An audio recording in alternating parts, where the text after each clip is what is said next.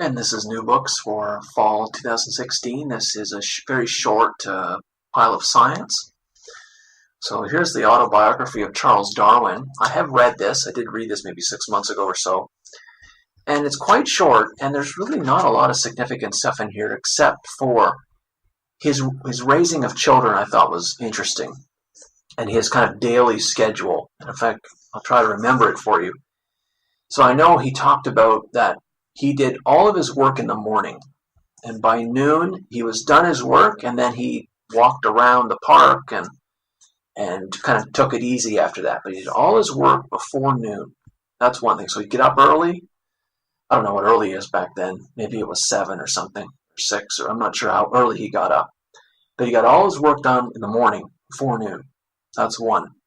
Number two, he also said that when he had kids, he made sure that he was a strong parent, but only in the sense that his kids respected him.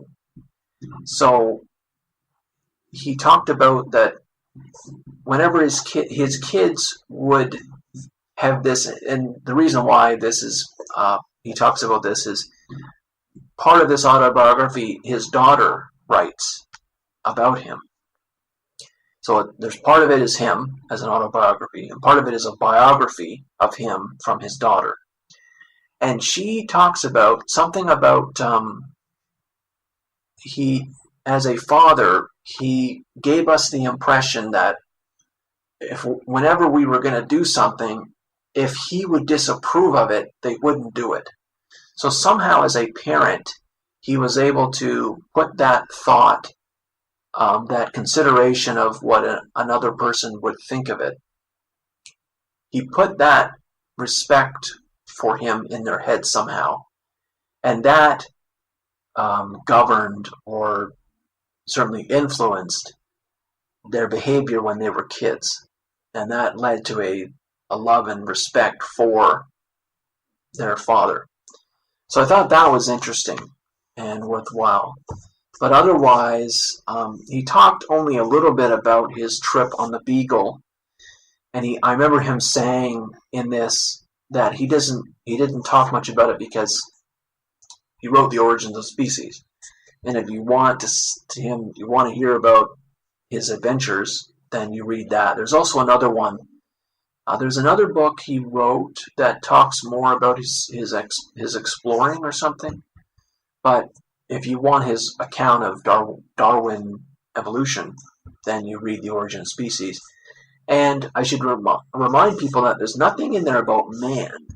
The whole religious objection to Darwinian evolution, that isn't in The Origin of Species. He wrote another book called The Descent of Man, and that's where you get his, okay, here's the origin of species, and it looks like evolution is evident in all kinds of other animals.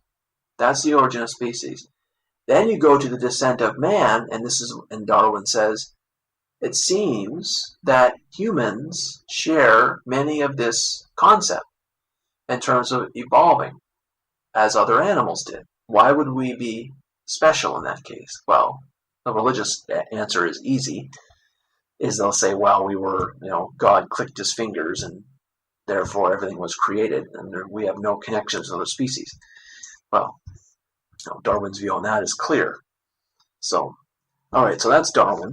A little autobiography. It doesn't take very long. You can only read it in an hour. I took longer than that because I read slower than that. But it was worthwhile, especially when he talks about his children and his schedule and stuff like that. All right, here's a book. I'm not sure if I've talked about this yet in the video, but I may have, but I figured I would do it anyway, just in case I haven't. This is a heavily biased account of coal, and even look at the cover of this, dirty coal worker. So it says, Coal, A Human History, and I should have known by the subtitle, I should have known it will be a biased account. And the author, I don't see it quickly here, but the author is some kind of environmental activist. They work for the EPA. There's some connection with environmentalism, so there's going to be some bias there. But I should have known, and I'm disappointed with the book. I did read the book. I'm not sure if I read the whole thing. I think I maybe read 3/4 of it, or halfway through. I think I might have quit. But I was disappointed because is coal an ideal fuel? No. But it doesn't mean that we are biased about what it did. It certainly was better than burning wood. What's hilarious about the whole thing, the author does talk about that the forests in Britain were being depleted because people would burn wood for fuel. And wood is dirty, and wood creates soot, and you got to clean it out, and it's a dirty fuel. But if that's what you have to use, then that's what you have to use. People started using coal eventually, which apparently doesn't leave as much dirt, but its smoke is worse. And it has its problems too, of course. But it was a superior fuel at the time, so you don't need to bias that. I think that's important. Coal was a step up. So tell me about that step. But no, the environmentalists shit on everything. Oh, everything is great. Everything sucks until solar panels. Like, give me a break. So this was a biased history, and I should have known when the subtitle is A Human History. Oh, right. Yeah, you were alive back then, and it was so awful for the people. Like, it's irritating. I'd rather have an unbiased look at the history of coal, what it did, what the advancement it gave to people back then. Why can't we talk about that? But no, can't talk about that. It's just awful and all that. That's basically the narrative.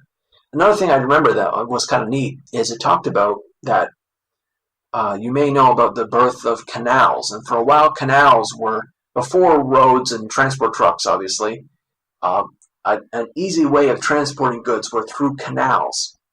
And it was much easier, rather than loading up donkeys, rather than loading up wagons and stuff with horses.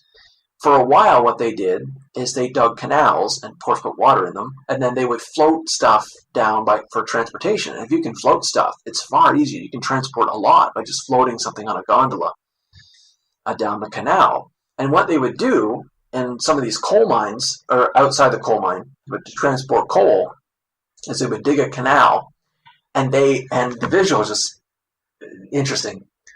So think of a canal that's dug down, maybe 8 feet or 10 feet below, and up on top, so here's the canal, here's the canal curved down, and up top what they would do is they would have a horse connect with a rope connected to the gondola in the water in the canal, and the horse would be whipped probably, or at least pushed to move along the canal, and the gondola would move, of course, with the horse because they're attached.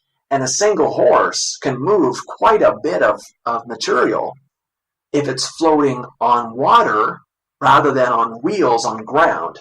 They can push much more. So that's what they did for a while for coal and other things, of course, just transporting it on a raft or whatever they had. But I just thought that was a neat visual, and that's a history of transportation of goods. All right, next one. Here's a history of science and Western civilization.